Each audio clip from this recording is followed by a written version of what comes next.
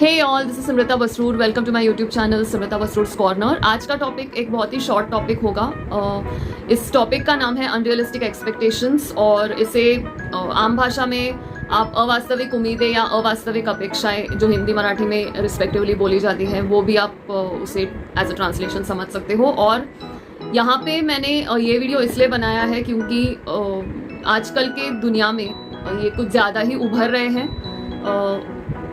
And when you're going through a lot of stress, when you're going through a lot of stressful situation, tension, trauma, pain, जो भी आप बोलो, it becomes way too problematic for you to really gauge कि what is the reality of the situation and what is happening in your thought processes when you do that kind of unrealistic expectations. तो वो क्या होते हैं अवास्तविक उम्मीदें, वो क्यों होते हैं, किस वजह से होते हैं, और उसके कुछ मैं उदाहरण आपको देने वाली हूँ। So do watch this video entirely, like, share and subscribe. Let's move.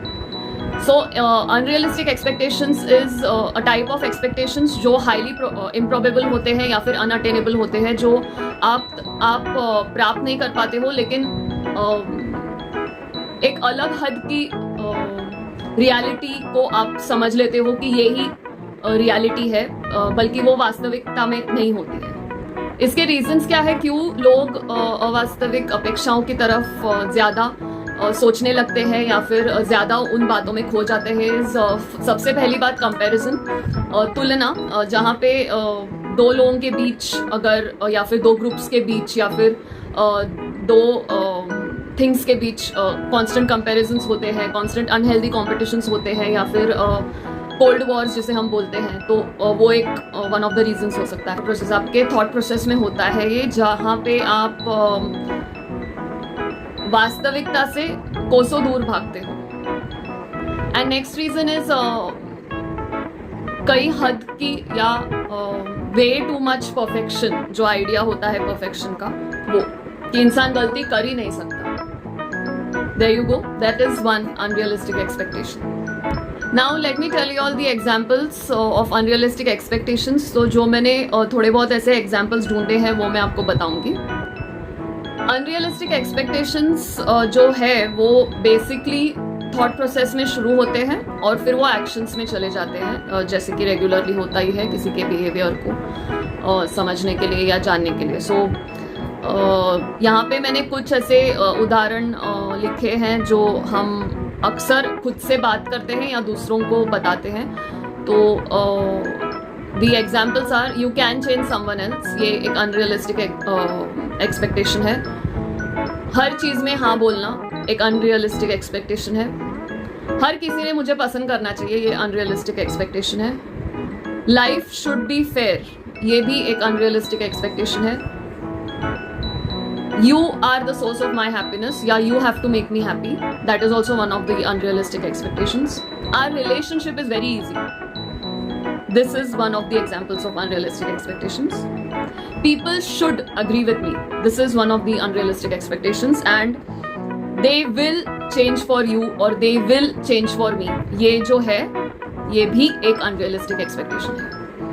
So I'll wind up this video by just stating that this one was just for your information, just to tell you all that if you all are going in any of this direction, उस direction में ना जाएं।